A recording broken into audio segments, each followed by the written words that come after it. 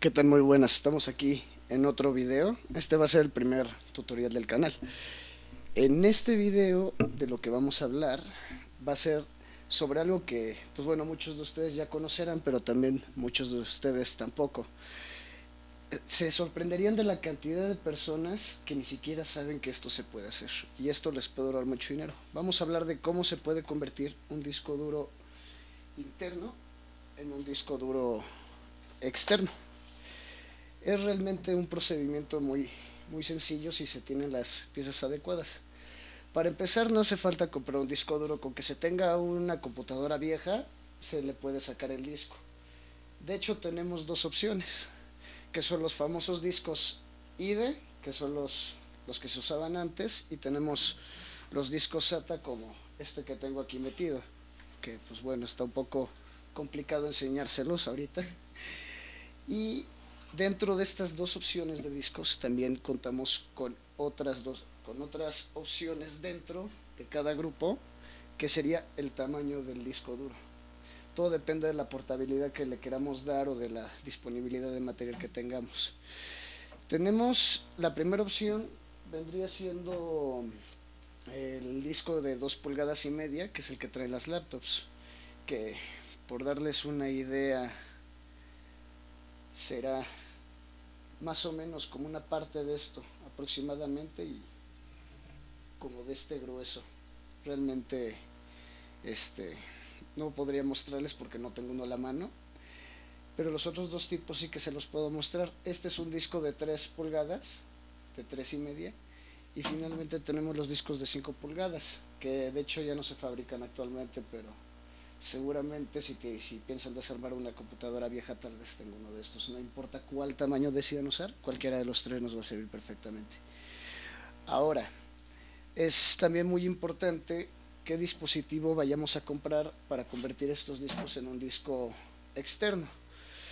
De hecho, realmente para hacer que esto funcione en cualquier ordenador o en cualquier consola, etcétera, etcétera, vamos a necesitar comprar un adaptador que conecte el disco duro con su conector IDE o su conector SATA a, a la computadora, bueno, a un USB, mejor dicho. Tenemos estos kits que pueden encontrar en 100 pesos mexicanos aproximadamente. Este yo lo compré en 600 porque lo compré en una tienda de electrónica a la que no le pienso hacer mucha promoción. Y lo que trae el kit es justamente todo lo que necesitamos para utilizar nuestro disco.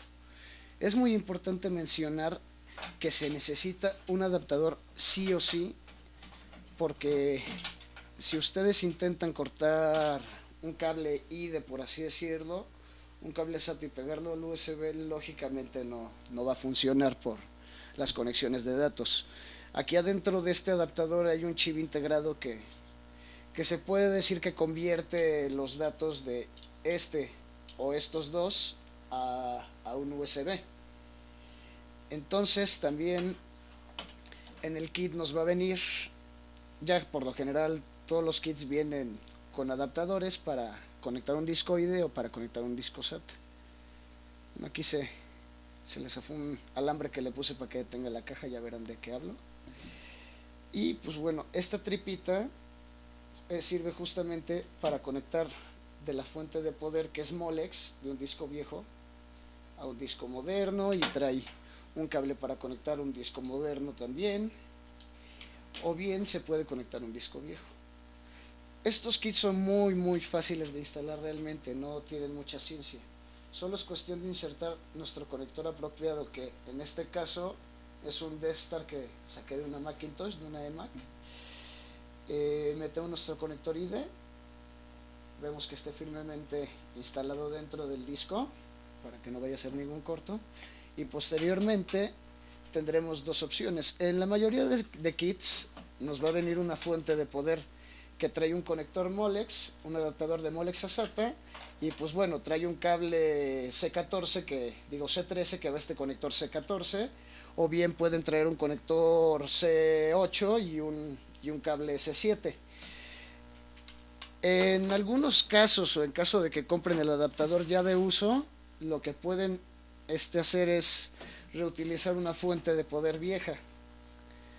Estas fuentes, pues bueno, como pueden ver, ya traen, o comprar una directamente, que no tiene mucho sentido, que ya traen conectores SATA para los discos nuevos y su conector Molex.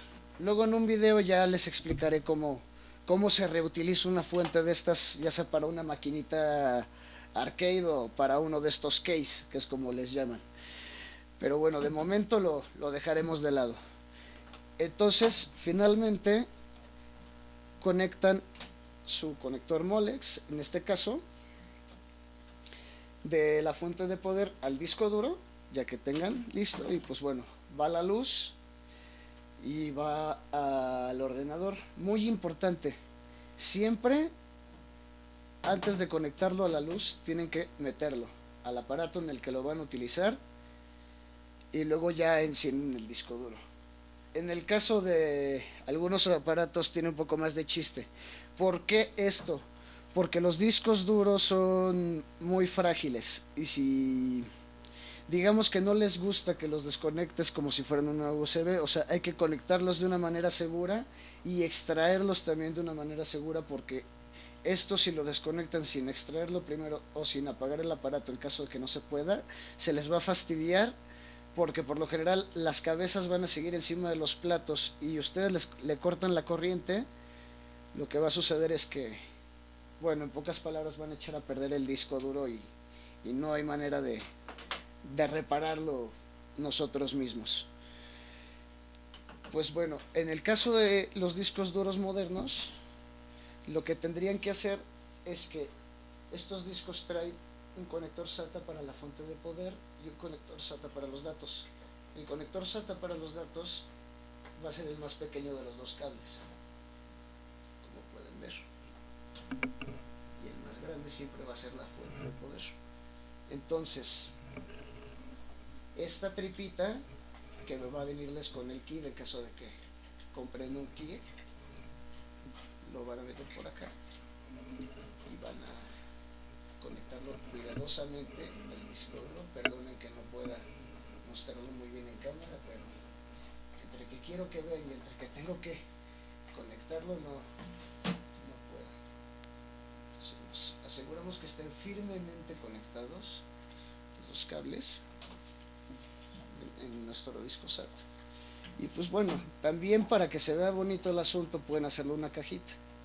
Yo le hice una caja en mi caso con una especie de cartón que es muy grueso, está hecho de varias capas de cartón, que tiene textura de cartoncillo, pero es mucho más grueso.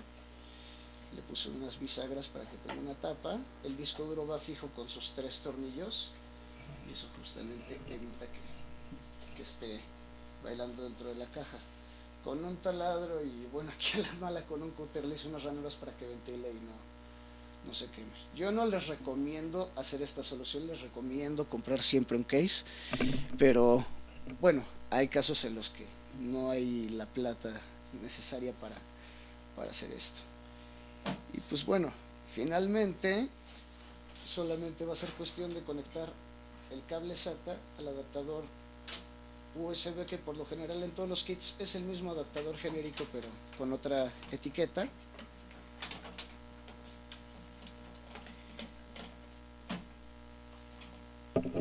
Y listo, lo instalan dentro de su cajita improvisada o lo dejan fuera, como ustedes prefieran, y ya van a tener su disco duro como debe de ser.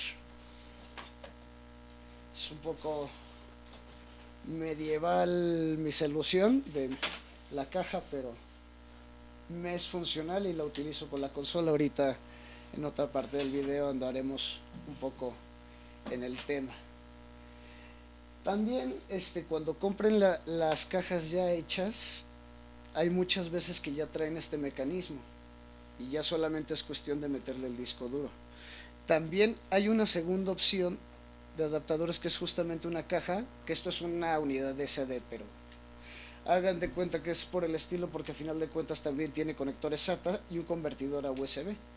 Entonces viene siendo el mismo principio. La mayoría de discos duros externos y de unidades externas ya suelen traer este cable de Y.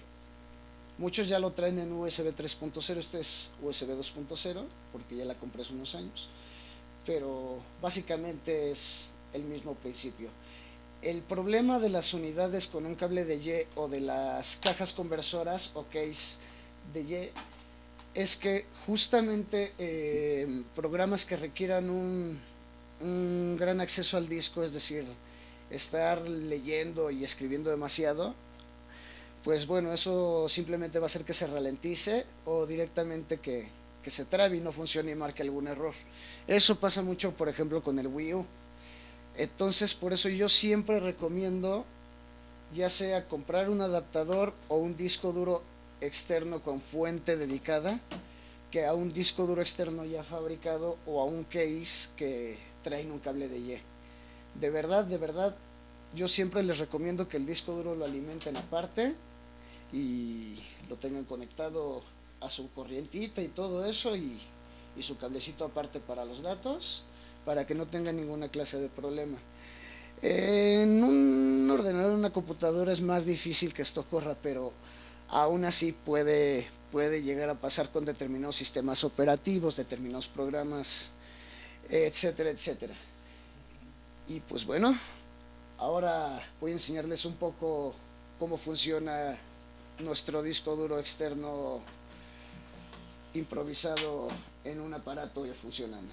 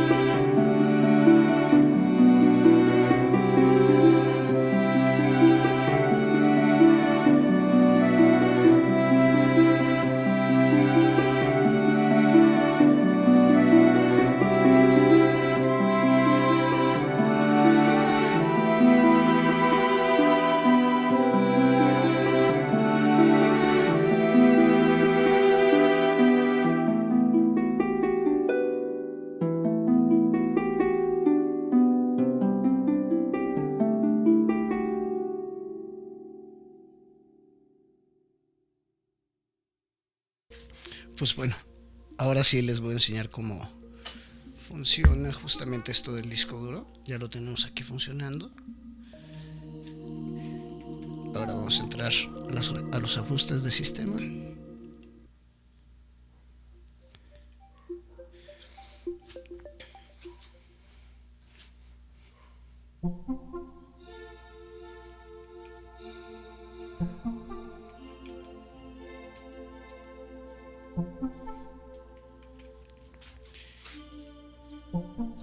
Como pueden ver, aquí tenemos nuestro disco duro, que en este caso usé un Seagate de 500 GB, un Barracuda.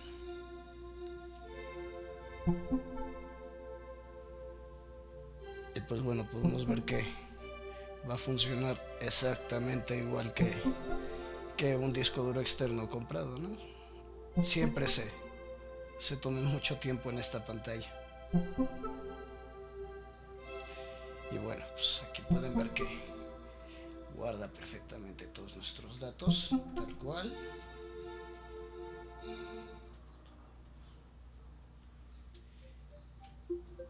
Y el desempeño realmente del disco duro es igual, si no es que superior a un disco ya comprado manufacturado, ¿no? Hay que tomar en cuenta que también varía mucho la velocidad que nosotros elijamos en nuestro disco. No va a ser lo mismo un disco duro de 7000 revoluciones por minuto que un disco de 11000, o uno de 7000 o uno de 5000, igual que uno de 4, ¿no? O sea, siempre entre más revoluciones por minuto tenga un disco duro, esto quiere decir que va a poder dar más rápido el acceso a los archivos que tiene, porque como el disco gira más rápido, la cabeza puede localizar los sectores, de nuevo repito, más rápidamente. Vamos a corrérsela nada más para que vean cómo funciona el disco con un juego pesado.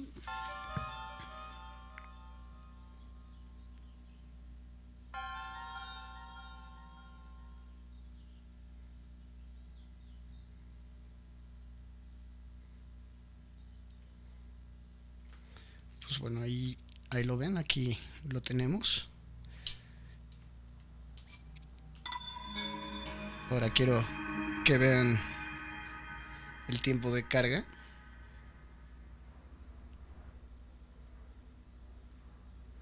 Y ya está, es lo que se tarda en iniciar nuestro Zelda Breath of the Wild. Ah, como dio este templito. El próximo gameplay que haga va a empezar aquí. Pues bueno, creo que ya les he enseñado todas las cosas básicas de los discos duros. Si he omitido algo, les pido disculpas. Si se quedan con alguna duda, también aquí estoy. Pueden dejarlo en los comentarios y yo les responderé a la brevedad. Y se me olvidó mencionar un detalle muy importante sobre los discos de 2 pulgadas. De nuevo, ya hice la anotación en su momento en la parte del vídeo donde hablábamos sobre eso, pero quiero recordarles que por lo general los discos de 2 pulgadas y media, que son los que traen las portátiles, las laptops, no suelen necesitar conectarse a una fuente de poder de alimentación, vamos, externa o como sea. Por lo general, solamente con el mismo USB, con la corriente de 5 voltios se alimentan, en vez de alimentarse con 12 como un disco grande, ¿no? 12 o 9, creo que más o menos esos son los voltajes.